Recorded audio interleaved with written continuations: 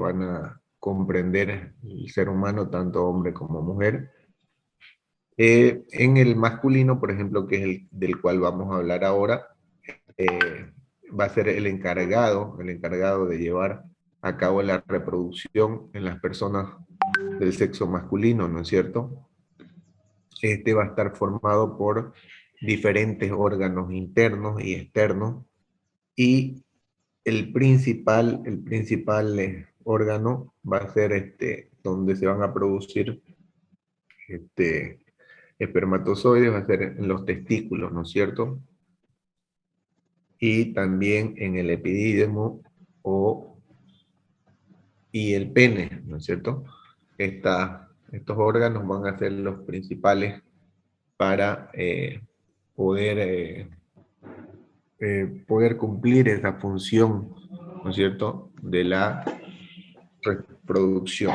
Pero también habíamos dicho que el pene y los testículos van a jugar un papel, más que todo los testículos, ¿no es cierto? Estos van a ser los productores de espermatozoides. También liberan a la sangre hormonas sexuales masculinas. Recuerden que habíamos dicho que en los testículos se producía una hormona importante, que era, ¿cuál? ¿Qué hormona era? Testosterona. Testosterona. Ya. Entonces estas hormonas sexuales masculinas se van a producir aquí en los testículos, llamadas testosterona, que es un sistema de conductos que incluyen el epidídimo y los conductos deferentes que se almacenan en los espermatozoides y se conducen a través del pene, ¿ya? Entonces, el aparato reproductor del ser humano va a ser un conjunto de diferentes órganos que van a estar encargados de la función vital de reproducción. ¿Por qué se dice función vital? ¿No es cierto? Si alguien no puede, dice, procrear hijos, no se va a morir por eso, ¿no es cierto?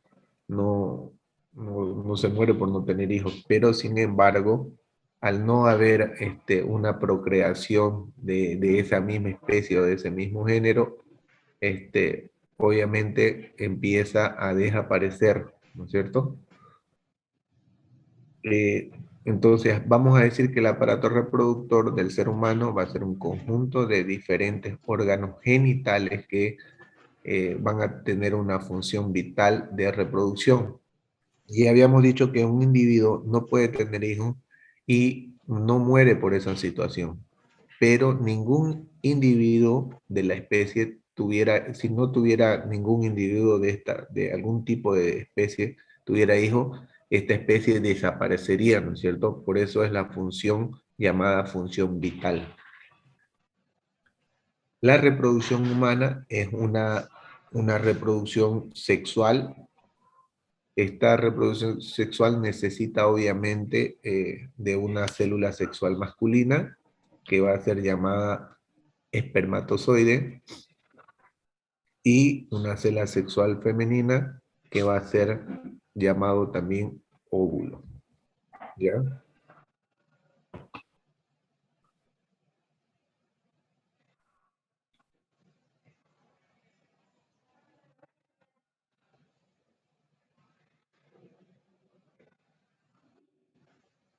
Muy bien.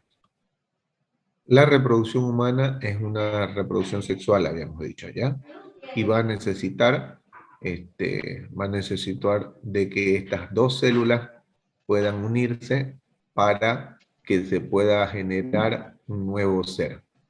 El aparato reproductor masculino es menos complejo que el de la mujer. Va a estar formado principalmente por el pene, va a estar formado por los testículos, los conductos deferentes, la próstata, las vesículas seminales, el aparato reproductor femenino. Vamos a ir primero con el otro. Entonces va a estar compuesto por estas 5 partes el aparato reproductor masculino, ¿ya? Por el pene, por los testículos, los conductos deferentes y las próstatas y las vesículas seminales. Entonces, cuando hablamos del pene, nos vamos a referir a que es un órgano musculoso, es un conducto que tiene un conducto interior llamado uretra, por el que sale al exterior el semen, ¿no es cierto? Ayer hablando en el tema del sistema urinario habíamos dicho que en el hombre este conducto cumplía dos funciones, ¿no es cierto? ¿Cuáles eran? Transporta la orina y el semen. Para Eran para desechar la orina. la orina y para tener los espermatozoides. Exactamente, ¿ya? Ujú. Entonces, nos referimos al pene cuando hablamos de un órgano musculoso con un conducto interior llamado uretra, por el que va a salir al exterior el semen, ¿ya?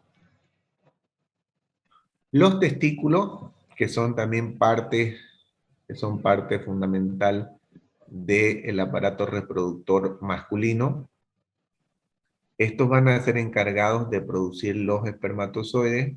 Están alojados en una bolsa llamada escroto, que es una bolsa que se va a encontrar. Estos testículos van a tener la forma de pequeños huevos, ¿no es cierto?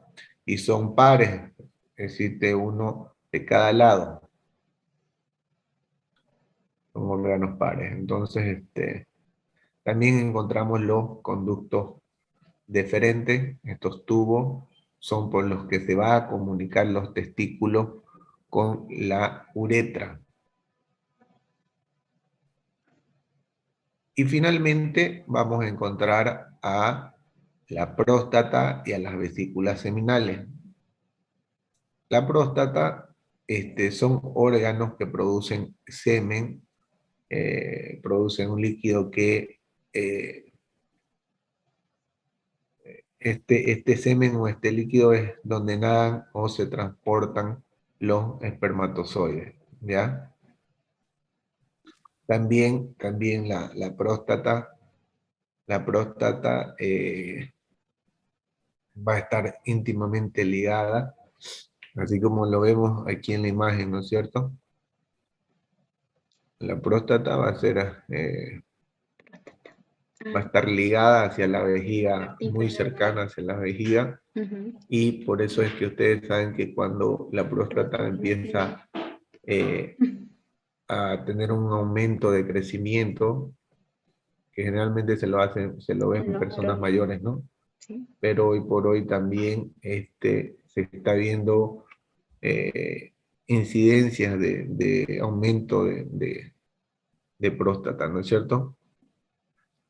Eh, esta próstata va a causar la dificultad para poder orinar, porque como al estar demasiado ligada o demasiado cerca y hay un conducto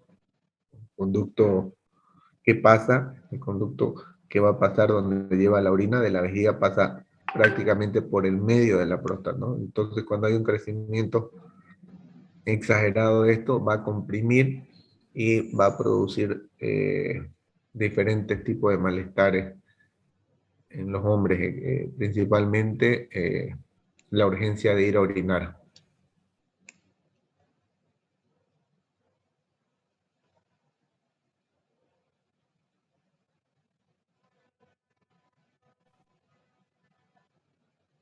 Muy bien, también vamos a hablar sobre el aparato reproductor femenino.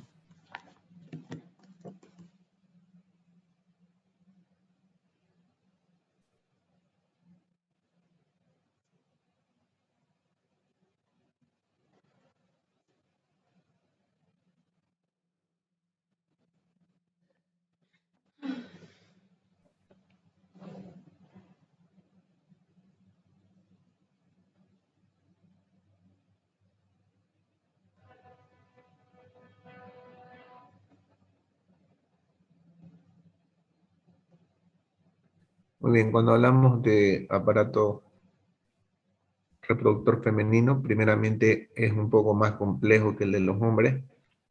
Este aparato femenino va a estar formado principalmente por la vulva, la vagina, el útero, los ovarios y las trompas de falopio, ¿ya? Cuando nos referimos a la vulva, vamos a ver que la vulva en la mujer va a ser la parte exterior del aparato reproductor, con unos pliegues que se van a encontrar en la parte externa, que son llamados labios. Entre ellos encontramos los labios mayores y los labios menores, ¿no es cierto? También va a estar conformado por la vagina. La vagina va a ser un tubo que va a comunicar la parte exterior con el útero. También otro componente del aparato reproductor femenino va a ser el útero. Este útero va a ser un órgano musculoso destinado a alojar el nuevo ser, ¿ya? Es aquí donde se va a empezar a formar el niño, aquí en el útero, ¿ya? Los ovarios, estos ovarios son órganos productores de células femeninas, como los óvulos, y finalmente vamos a encontrar a las trompas de falopio en este lugar. Esto va a ser un tubo de comunicación, y los ovarios con el útero es el lugar donde se produce la fecundación.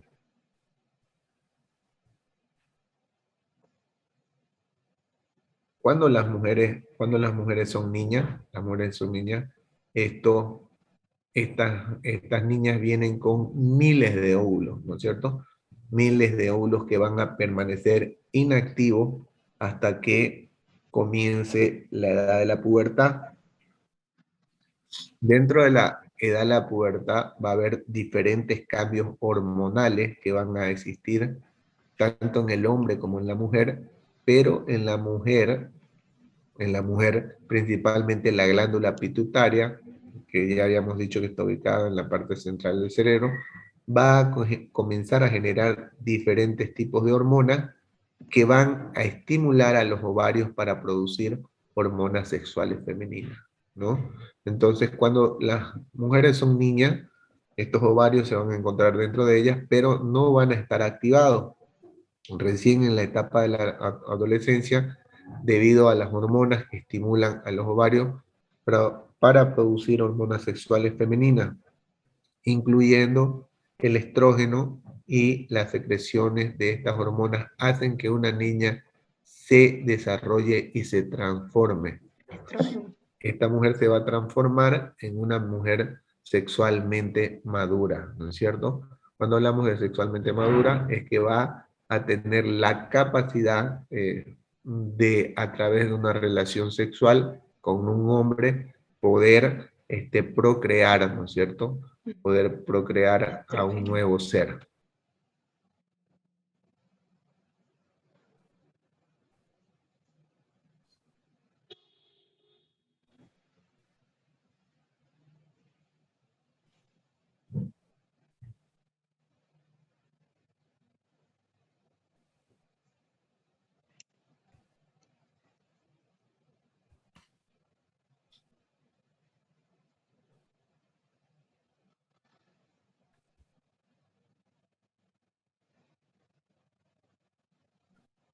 Muy bien.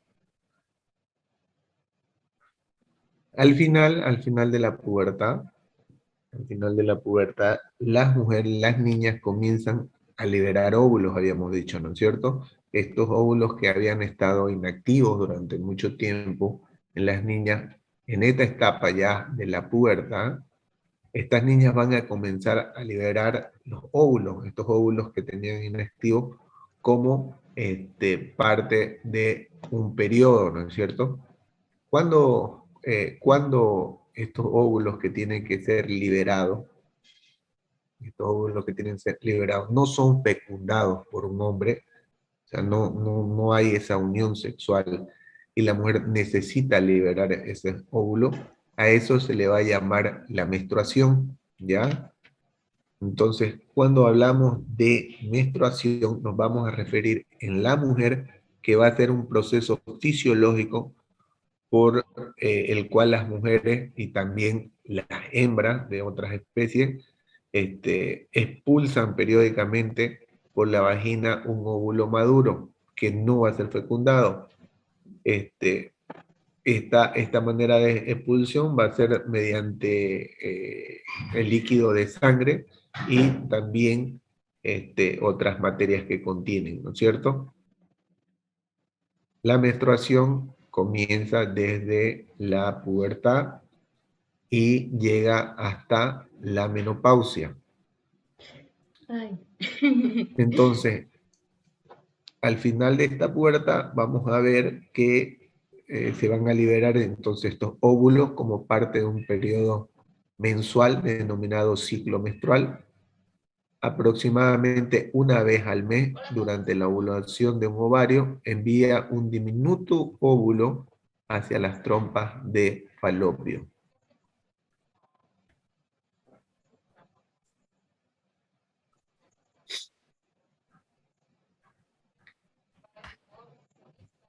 Al menos que el óvulo sea fertilizado por un espermatozoide mientras se encuentra en las trompas de falopio, se sacará y abandonará el cuerpo aproximadamente 2 semanas más tarde a través del útero. ¿Ya? Entonces, cuando el óvulo, o sea, a menos que este óvulo sea fertilizado por un espermatozoide mientras se encuentra en las trompas de falopio, se sacará y abandonará el cuerpo aproximadamente en 2 semanas, más tarde a través del útero. Esto es lo que se denomina menstruación, ¿ya? La sangre y los tejidos de revestimiento interno del útero se combinan para conformar el flujo menstrual, en el que la mayoría de las mujeres dura. Generalmente este proceso de menstruación en las mujeres va a durar de 3 a 5 días, ¿ya? El primer periodo de una niña, pregunta de examen, se va a llamar o se va a denominar menarca, porque es el día en el cual se produce el primer episodio de sangrado en el útero, de origen obviamente menstrual.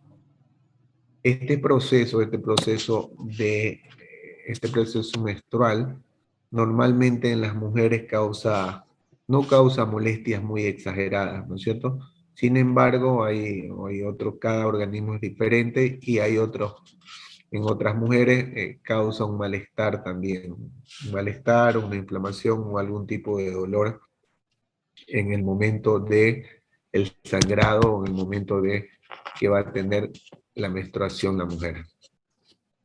Normalmente las mujeres sienten algunas molestias en los días previos cuando ya les va a venir su periodo. El síndrome premenstrual llamado incluye tanto síntomas físicos como también emocionales, ¿no es cierto?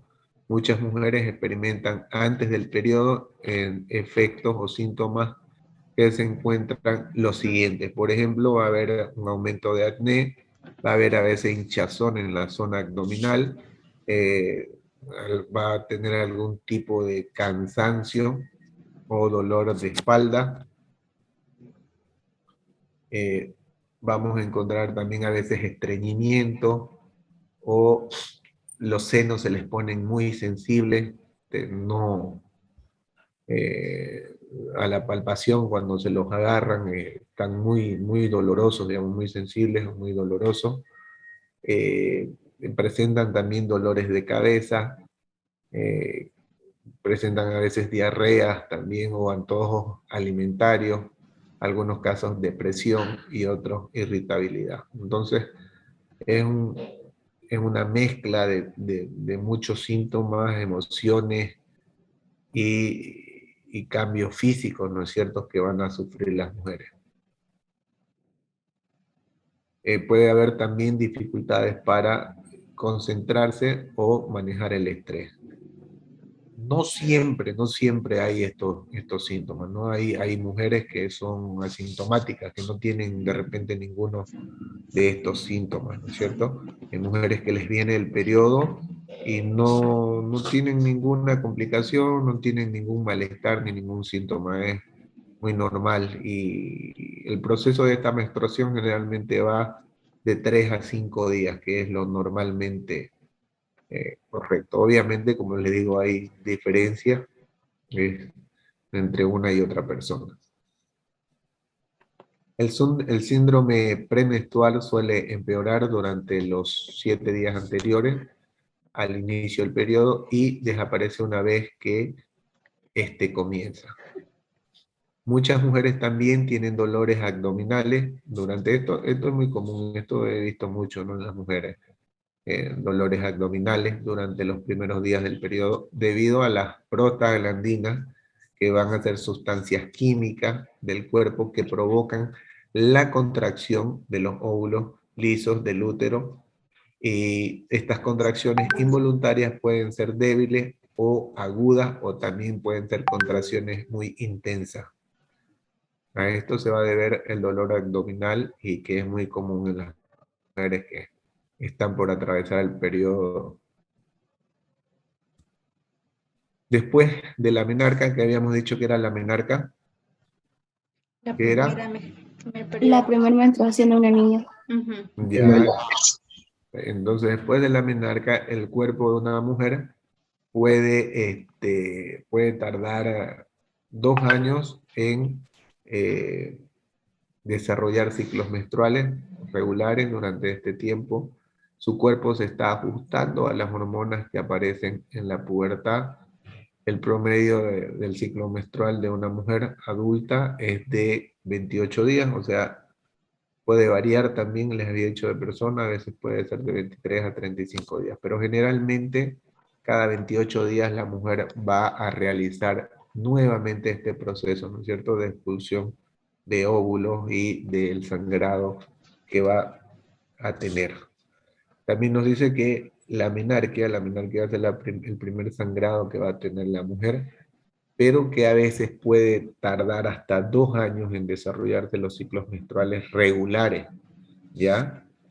Entonces, el hecho de que sangres la primera vez no quiere decir que a partir de ahí mensualmente, puede ser que sí, pero a partir de ahí mensualmente no quiere decir que vas a empezar a tener tu periodo menstrual. A veces puede demorar hasta 2 años este proceso, hasta que se puedan estos ciclos hacer de una manera regular, y se puede hacer cada 28 días, ¿ya?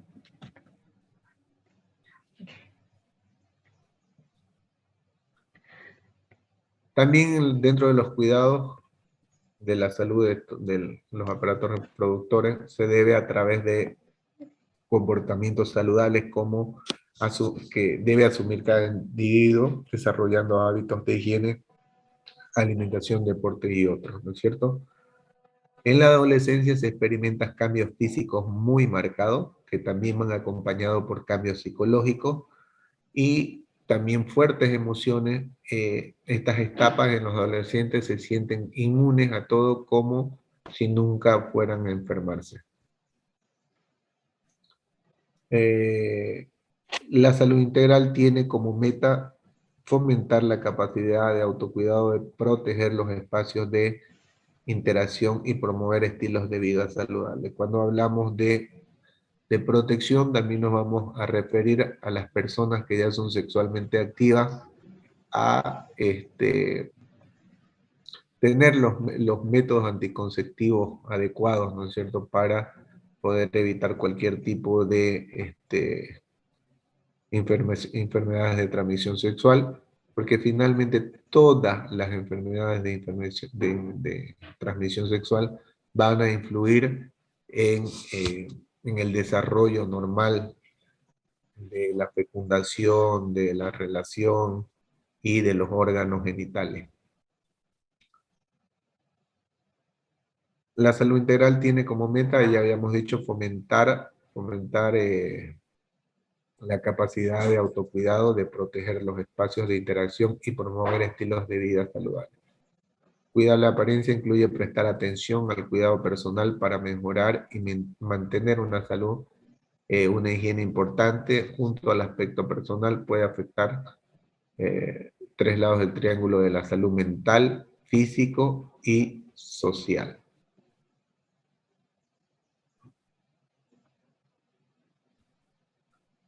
Muy bien, jóvenes, aquí vamos a quedar entonces. Aquí vamos a quedar.